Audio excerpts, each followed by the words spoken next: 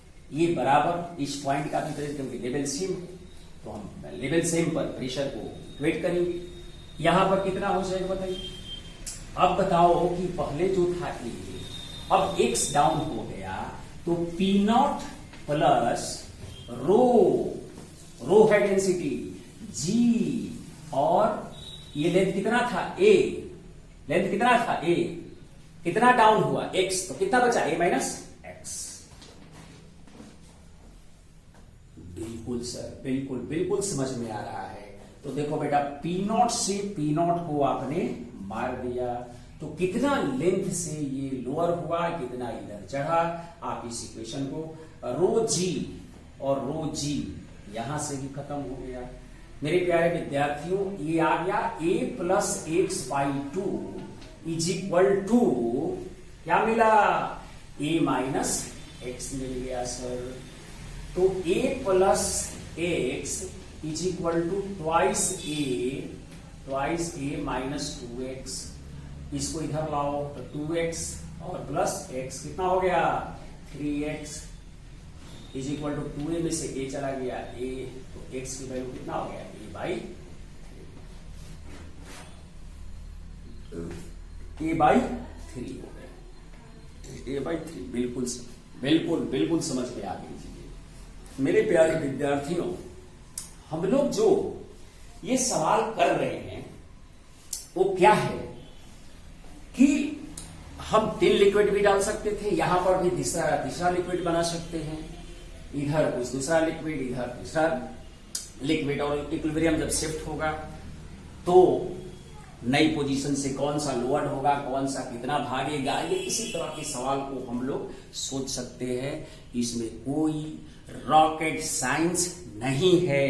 बिल्कुल सर, बिल्कुल। एक मैं आपको सवाल देता हूं कि ये जो x का मान है, देख लीजिएगा कैलकुलेशन सही है, a प्लस एक्स बाई 2, तो twice A minus 2x, 2x को इधर लाया 3x, और इसको इधर ले गया तो 2a में से ले गया, a बच गया, x का मान a बाई 3 से ये डाउन हुआ है, और ये इधर कॉलम जो है a प्लस a बाई 3 चढ़ गया है, मतलब कि a बाई 3 से ऊपर चढ़ गया, तो लेंथ हो गया a प्लस a बाई 3, और उधर से लेंथ क्या हो गया लिक्विड। फाइनली लिक्विड कॉलम का इस साइड में, राइट साइड में लेंथ होगा a माइनस a बाई 3, मतलब 2a बाई 3, इधर कितना हो गया a माइनस a बाई 3 मतलब 2a बाई 3, इधर हो जाएगा a प्लस a बाई 3 मतलब 4a बाई 3।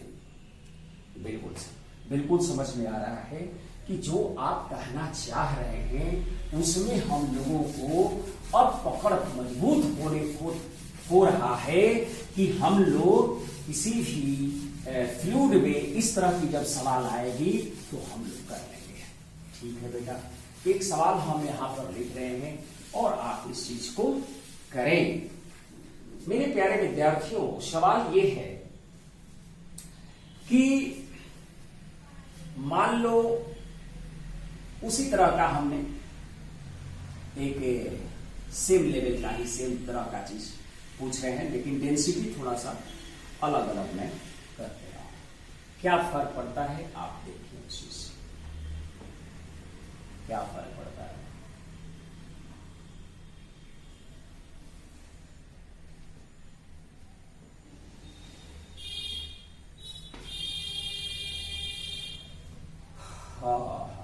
ये मान लो ऐसा हमने माना, और यहां मिड पॉइंट पर ही एक भाल्व जो है यहां पर लगाया गया है। डेंसिटी डिफरेंट है दोनों साइड में, लेंथ हम लोग सेम रखे हैं। उसी तरह का सवाल दोबारा, ये मिड पॉइंट है, क्या है मिड पॉइंट है, और इधर हमने लेंथ मान लो L रखा है, तो इधर भी लेंथ क्या है L है। इधर अब की बार डेंसिटी रो लिया, और इधर डेंसिटी ट्वाइस रो है। सवाल ये है, सवाल नोट करें हम लोग कि आफ्टर वाल्व इज रिमूव्ड, इसको रिमूव करने के बाद find the length find the descent length, जो ये लेंथ गिरेगा, जितना सी अमाउंट से ये लेंथ गिरेगा, क्योंकि इधर डेंसिटी क्या है, इधर डेंसिटी ट्वाइस टाइम्स लिखे हैं और इधर डेंसिटी क्या है, रो है, जितना इधर है उसका दुगना है। और वहां पर भी सवाल देखो, इधर रो बाई 2 मैंने लिया था तो इसका दुगना मैंने इधर रखा था। तो क्या ये जो लेंथ एल है वहां पर ए मैंने माना था, तो क्या इसके लिए भी L/3 आंसर आएगा? या मतलब कि जो चीजें यहां पर रखा रो, उसका ट्वाइस टाइम्स जब इधर होगा, मतलब डेंसिटी अगर 2 ग्राम पर cm³ इधर है और इधर 4 ग्राम पर cm³ है और इधर लेंथ मान लो 9 सेंटीमीटर का है, न्यूमेरिकली सवाल में पूछेगा, तो क्या ये L/3 मतलब 9/3 से डाउन होगा? क्या ऑलवेज ये ट्रू है? अगर इस तरह की सिचुएशन है तो हम लोग देखें, एक बार चेक करें कि क्या हम लोग जो काम कर रहे हैं उसके लिए एक टिप्स या कुछ उसमें जो तरीका है उसका एक इन्वेंशन हो सकता है कि नहीं हो सकता है। आप खुद पर खुद इस चीज को चेक कर सकते हैं। तो आफ्टर valve इज रिमूव्ड, ये मिड पॉइंट पर है, आप ध्यान दें, इधर ट्वाइस टाइम्स है, इतना है। आप प्रेशर इक्वेट करके आंसर करो, प्रेशर इक्वेट करके बेटा आंसर करो। तो 1 मिनट का समय है आपके पास, कर सकते हैं।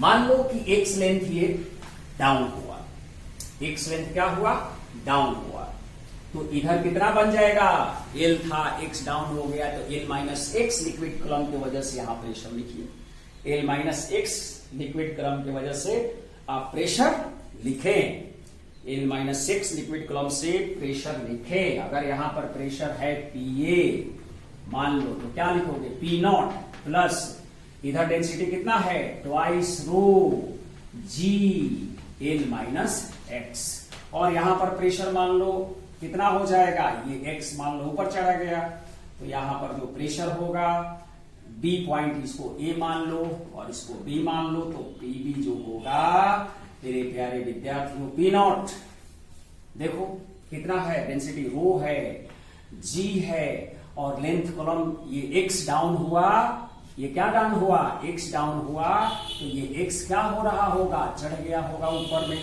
तो रो G L प्लस एक्स। अब ये दोनों को बराबर कर दो, PA इक्वल टू क्या कर दो, PA is equal to PB कर दो, इक्विलिब्रियम पोजीशन पर आएगा, तभी जाकर ये रुक जाएगा। प्रेशर इक्वेट कर लेंगे तो PA की बात कितना है, P naught plus twice times rho g L minus X divided by, आप लिख सकते हो P naught plus rho g L plus X. P naught से पी नॉट क्या हो गया बेटा, कट गया, रो जी कट गया, मतलब कि इसमें मिल गया क्या, twice times L minus X is equal to L plus X. मेरे प्यारे विद्यार्थियों, twice L minus 2x is equal to L plus X, ये अगेन इधर गया और एल इधर आया, तो एल बराबर कितना हो गया, 3x, तो x बराबर कितना आ गया, L/3।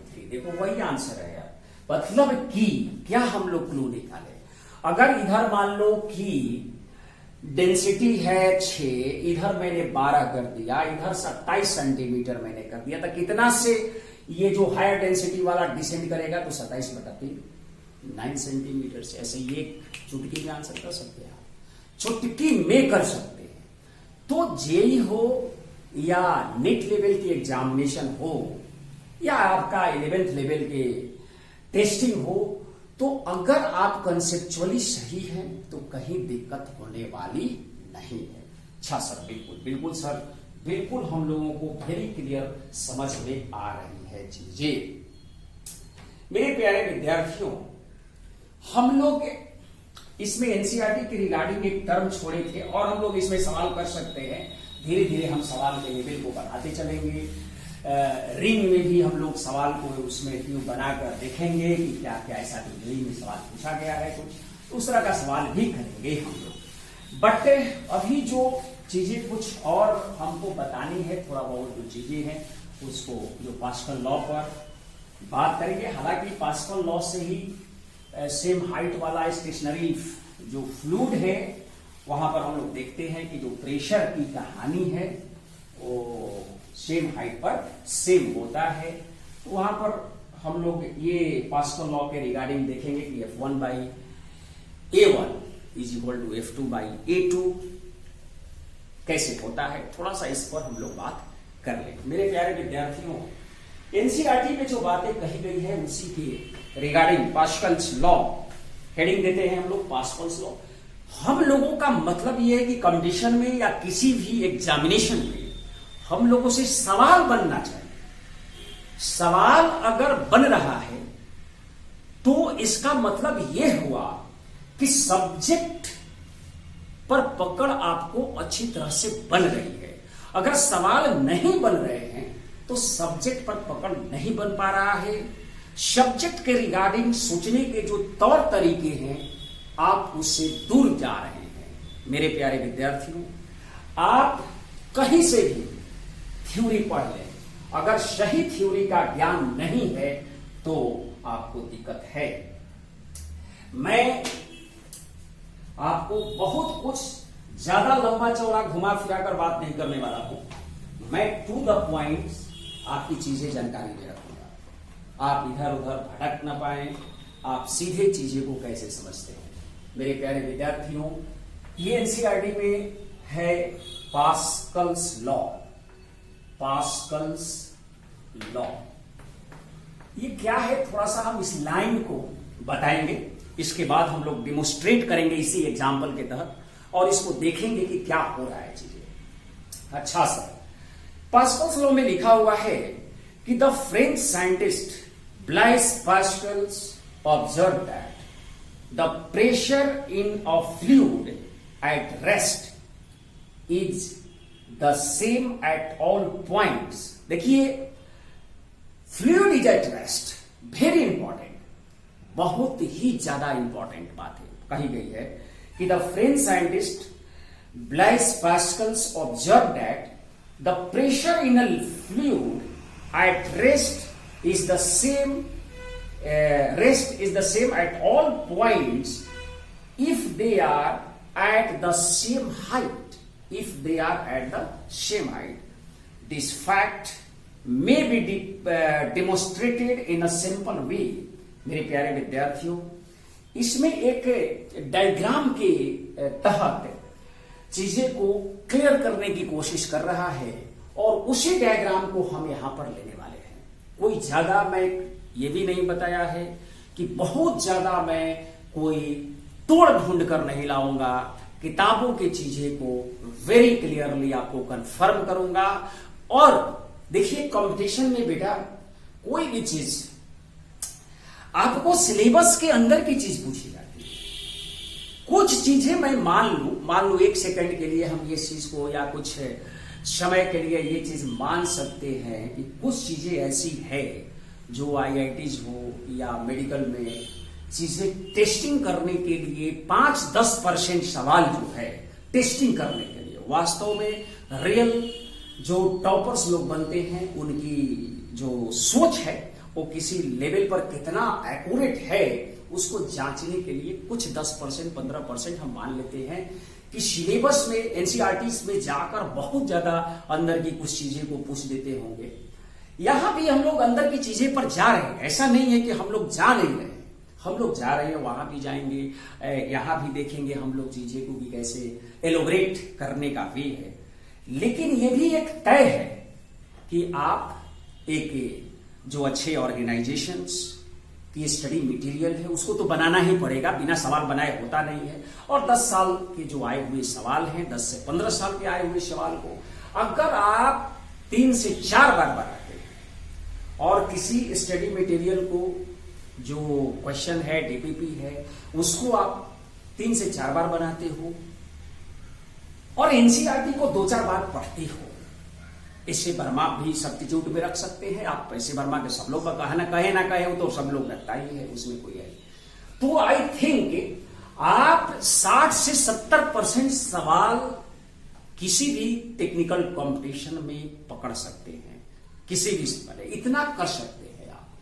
और जहां देखते हैं कि सिलेक्शन 30-35%, 20%, 25% पर हो जाता है, तो कहने का मतलब इसमें तो बहुत ज्यादा इंप्रूवमेंट हो सकता है अगर ऐसे प्लानिंग किया जाए। और जिनको पढ़ना है और पढ़ सकते हैं, जिनके पास समय है, बहुत सारी किताबें पढ़ा हुआ है, उसको पढ़कर ज्ञान को इंप्रूव कर सकते हैं। तो मेरे प्यारे विद्यार्थियों, कंपटीशन में भी आपको बने रहने के लिए ये सारी चीजें को समझना होगा कि कैसे पढ़ाई करें। तो इसमें एक डेमोन्स्ट्रेशन किया गया है कि पास्कल्स लॉ को, कि मीन्स कैसे हम लोग ये माने कि जो प्रेशर है एक सेम लेवल पर, सेम हाइट पर, जो हमने बात बता दिया, कहने का मतलब है कि जो मैंने कह दिया है वही पास्कल्स लॉ साहब ने उस चीज को एक एक्टिविटीज के थ्रू प्रूफ करना चाहते हैं, एक एग्जाम्पल के थ्रू प्रूफ करना चाहते हैं। तो उस हम लोग इसको देख सकते हैं इसमें और चीजें को समझ सकते हैं। मेरे प्यारे विद्यार्थियों, इसमें जो बातें कही गई है आप ध्यान से देखें तो इसमें एक ये बनाया गया है, एक प्रकार का बीकर है, समझ लीजिए ये बीकर है, ऐसा ये बीकर है, और इसमें फ्लूइड है। इसमें क्या है? फ्लूइड है, फ्लूइड है। और इस फ्लूइड के अंदर एक हम लोग हाइपोथेटिकल, फ्लूइड में ही एक हाइपोथेटिकल एलिमेंट विचार करेंगे। उस एलिमेंट का नाम इन्होंने रखा है right angled prism. Right angled prism है, right angle prism. In the principal this pyramidal element is very small so that every part of it can be considered at same depth, every parts। तो उस prism को पहले हम बनाते हैं और इसके बाद हम लोग बातें करेंगे। इसमें प्रिज्म को बनाने के लिए बेटा आप ऐसा समझो कि एक ऐसे चीजें बनाना है हम लोगों को, ये एक राइट एंगल, और दूसरा चीज है एक हम लोग डॉटेड लाइन से राइट एंगल ट्रायंगल बनाएंगे ऐसे, ये, और इसको मिला देंगे, इसको मिला देंगे और इसको मिला देंगे, इसको मिला देंगे। ठीक सर, मिल गया, बातें समझ में आ गई। यहां पर बेटा ये एंगल जो बनाया गया है इसमें, उसको इन्होंने θ1 रखा है। क्या रखा है? θ1 रखा है, और यहां पर जो θ2 रखा गया है। ये A है और ये B है और ये C है। यहां पर ये D है, ये डॉटेड लाइन वाला जो एक ट्रायंगल यहां पर दिख रहा है, और एक ये जो है सॉलिड लाइन से जो ट्रायंगल बनाए हैं हम लोग, तो इस चीज को देख सकते हैं DEF। ये क्या है? DEF।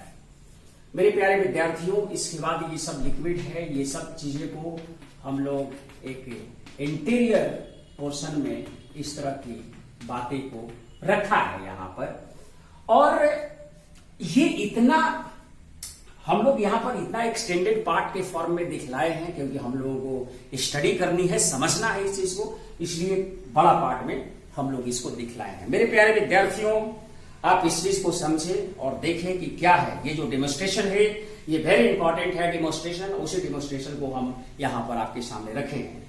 मेरे प्यारे विद्यार्थियों, जो इस डायग्राम में ये इंटीरियर जो पोर्शन हम लोग लिए हैं, ये रेस्ट फ्लूइड के में लिया गया है, फ्लूइड एट रेस्ट है। दिस एलिमेंट ABC, ध्यान से देखिएगा, दिस एलिमेंट ABC DEF, क्योंकि एनसीईआरटी को समझा रहे हैं तो इसलिए हमको इस डायग्राम को लेना पड़ा है, इसलिए किताब को सामने है हमारे पास। द एलिमेंट ABC और DEF in the form of a right angled prism. In the principle, this pyramidal element is very small so that every part of it can be considered at the same depth. माने आप ये extended portion में देख रहे हो, वो केवल समझाने के लिए दिखलाया गया है, लेकिन ये मान सकते हैं कि एक वेरी वेरी स्मॉल है, और इसका जितने भी पोर्शन है, ये A point, B point, C point, ये जितने भी है एक सेम लेवल पर है, इतना छोटा है। ये ऐसा हम लोग कंसीडर कर सकते हैं। अच्छा सर, बात ये है, ठीक है सर, ये बात मान लिया है हम लोगों ने। Same depth from the liquid surface, liquid surface से वो सबको सेम डेप्थ पर माना गया है। अच्छा सर, बिल्कुल सही। Therefore the effect of the gravity is the same at all these points, but for clarity we have enlarged this element, मतलब कि जो बड़ा एलिमेंट है और ग्रेविटी का इफेक्ट जो हम लोग से मान सकते हैं। The force of this element are those exerted by the rest of the fluid and they must be normal to the surface of the element as discussed above। जैसे इसमें फोर्स का बेटा 3, जैसे यहां पर दिखलाया गया है, इस पोर्शन पर लिक्विड ने फोर्स जो लगाया उसको इन्होंने कहा है Fc। क्या कहा है? Fc। और इस पोर्शन पर जो फोर्स जो सरफेस पर लगा है उसको इन्होंने कहा है Fa।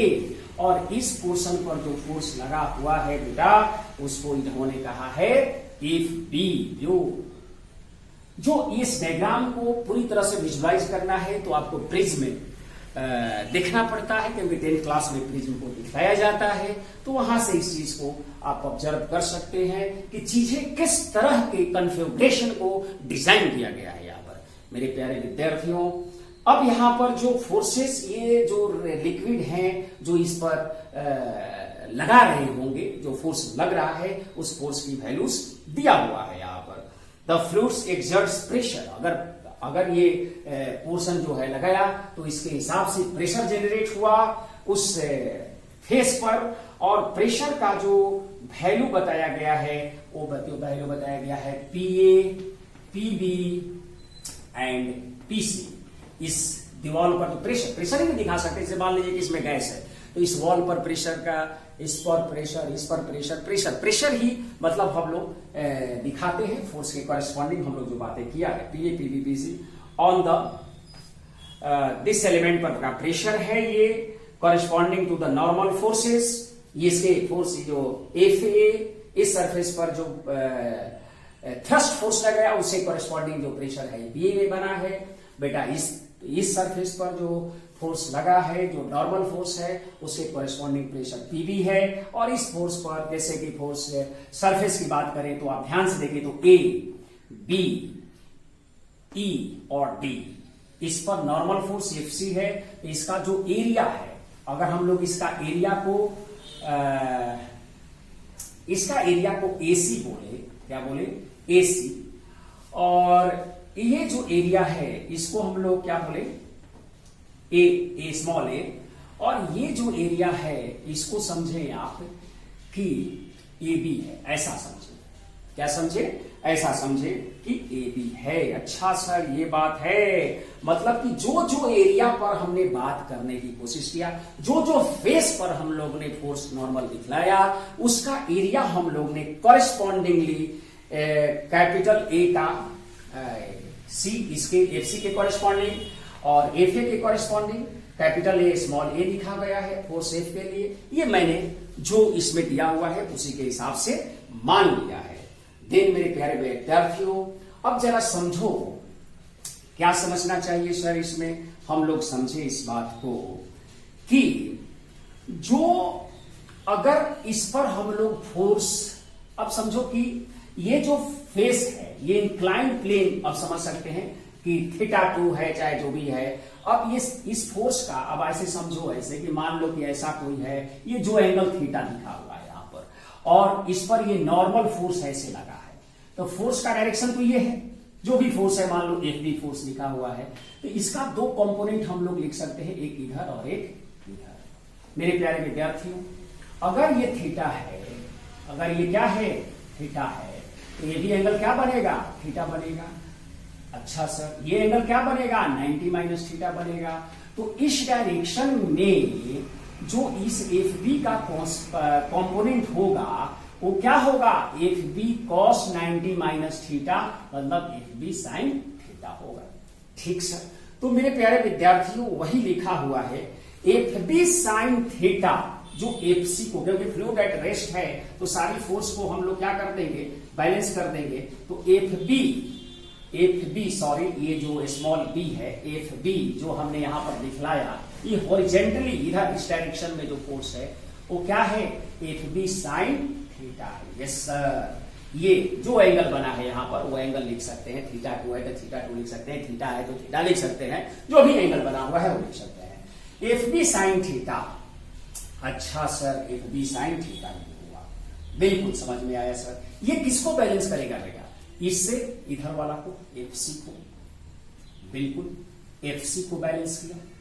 Yes sir, F C को बैलेंस किया। तो देखो इसमें भी लिखा हुआ F B sine theta is equal to F, और एफ बी कॉस थीटा जो इधर से लगा, इधर वर्टिकली डाउनवर्ड डायरेक्शन में देखो, वो किसको बैलेंस किया, तो एफ बी, एक मिनट मेरे प्यारे विद्यार्थियों, थोड़ा सा अच्छी तरह से लिखा जाए, इसको मान लेते हैं 1, इसको क्या मान लेते हैं, इक्वेशन 1 मान लेते हैं, और F B cos theta, F B cos theta, इसका जो वर्टिकली डाउनवर्ड कंपोनेंट यहां लिखेंगे, एफ बी कॉस थीटा, एकदम बिल्कुल वेरी क्लियर से समझना होगा।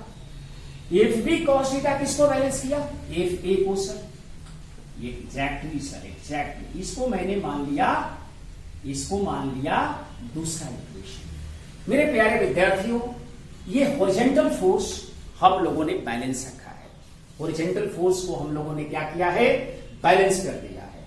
अब जो इस फेस का जो एरिया ए बी है, मेरे प्यारे विद्यार्थियों, ए बी है, अब इस ए बी का, क्योंकि जो फोर्स है ये एरिया वाइज देखा जाए तो ये भी हो जाएगा ए बी साइन थीटा, क्या हो जाएगा, ए बी साइन थीटा। अगर एरिया वाइज कंपोनेंट, एरिया भी एक वेक्टर है, एरिया क्या है, वेक्टर है, तो ए बी साइन थीटा इस फेस वाला एरिया एसी को क्या कर देगा, बैलेंस कर देगा सर। तो हमने ये इक्वेशन 3 मान लिया बेटा, इसको क्या मान लिया, 3 मान लिया।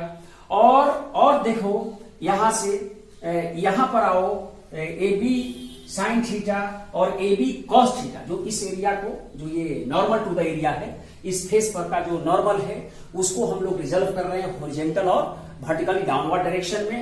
तो यहां पर भी लिख सकते हो कि A B cos theta, A B cos theta को आप किससे बैलेंस कर सकते हो, ए बी कॉस थीटा को आप किससे बैलेंस कर सकते हो, मेरे प्यारे विद्यार्थियों, मैं आपको बताऊं कि जो ए बी कॉस थीटा है, क्या है, ए बी कॉस थीटा, ये डाउन रहेगा, इससे ऐसा होगा, तो ये जो एरिया है ए बी कॉस थीटा, इधर वाला एरिया जो इसके बैलेंस करेगा, किससे बैलेंस करेगा, इससे करेगा, ये हो गया। ये इक्वेशन हम लोग मान लीजिए ए है और ये स्मॉल ए, ये इसको मान लो, ये 1 है, 2 है, 3 है और ये 4 हमने मान लिया। अब इसको भाग लगा दो, क्या करो, 1 और 3 को भाग लगाओ, 1 और 3 को क्या करो, भाग लगाओ। देखो भाग लगाने पर क्या मिलता है, 1 डिवाइडेड बाई 3, यहां पर भाग लगाए 2 डिवाइडेड बाई 4। तो जब भाग लगाया, डिवाइड किया, तो क्या मिला है आपको, एफ बी साइन थीटा, जो एंगल है यहां पर थीटा 2 लिखा हुआ है, थीटा 2 लिख सकते हैं, हमने थीटा फॉर्म में लिखा हुआ है, लो लिख देते हैं, थीटा 2 है तो कंफ्यूजन क्रिएट हो जाएगा तुम लोगों को, ये थीटा 2 है, ये भी थीटा 2 है, ठीक है सर। अच्छा, तो ये भाग लगाएंगे तो F B by A B हो जाएगा, एफ बी बाई क्या होगा, एफ बी, नाउ डिवाइडिंग 1 और 3 से, तो आ गया बेटा कितना, F B by small B लिखा हुआ है, तो जो लिखा हुआ है वही लिखेंगे, A B sine theta 2 sine theta 2 cancel हो गया, एफ सी बाई क्या आ गया यहाँ पर, ए सी, एफ सी बाई ए सी आ गया, दिस इज इक्वल टू, अब यहां पर आओ, F B by A B, तो F B by A B हो गया, A B, F B by A B, this is equal to F A by,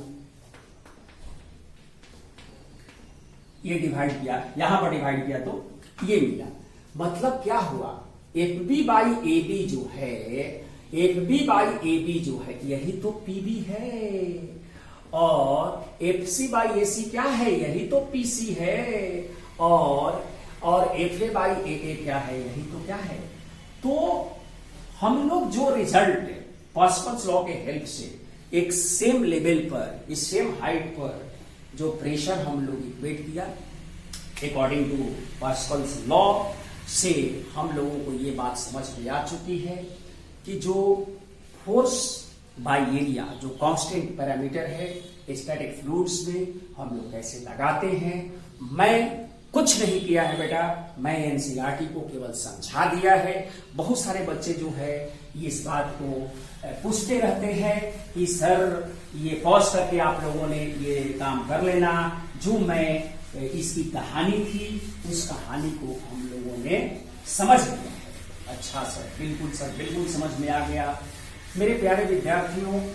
इसके बाद हम लोगों ने इसमें यही बात देखा था कि जैसे लिक्विड कॉलम का जो अब ये तो हो गया बात, कहानी जो है इसमें इतना था तो हम लोगों ने बात किया। और जो आगे की कहानी है इसमें का जो चीजें और हम लोग बात कर सकते हैं कि जो लिक्विड कॉलम की बात हमने प्रेशर वाला करिए दिया एनसीईआरटी में, उसी के बाद जो वेरिएशन ऑफ प्रेशर था, वेरिएशन ऑफ प्रेशर पर एक सवाल एनसीईआरटी के हम लोग करेंगे जो इसमें सॉल्व है। फिर भी इसमें बहुत सारी इंफॉर्मेशन ज्ञान से आपको इंटरेस्ट डेवलप होगा। मेरे प्यारे विद्यार्थियों, कहीं भी कुछ भी चीज बताया जाए उसको सही तरीके से सुनिए और उसके बारे में एनालिसिस करेंगे, तभी आपसे सवाल बनने वाले हैं। इसमें एक सवाल दिया हुआ है, एग्जाम्पल्स 10.2 है, एग्जाम्पल 10.2 है और ये 249 पेज नंबर पेज है 249 है, एनसीईआरटी है, class 11th fluid chapter, properties of fluids जो है वो चैप्टर है, मैकेनिकल प्रॉपर्टीज ऑफ फ्लूइड से है, चैप्टर से है। क्या सवाल है, ध्यान से देखिए। सवाल बहुत सिंपल है लेकिन इसका मीनिंग बहुत ही जबरदस्त होने वाला है। क्या है चीजें? What is the pressure on a swimmer's 10 meter below the surface of a lake? बहुत सिंपल सवाल है। तो मेरे प्यारे विद्यार्थियों, इसमें एच का मान दिया हुआ है 10 मीटर। देखिए एच का मान 10 मीटर दिया हुआ है और लेक में वाटर ही रहेगा और तो दूसरा रहेगा नहीं, तो हम लोग इसको मान सकते हैं 1000 किलोग्राम पर मीटर क्यूब।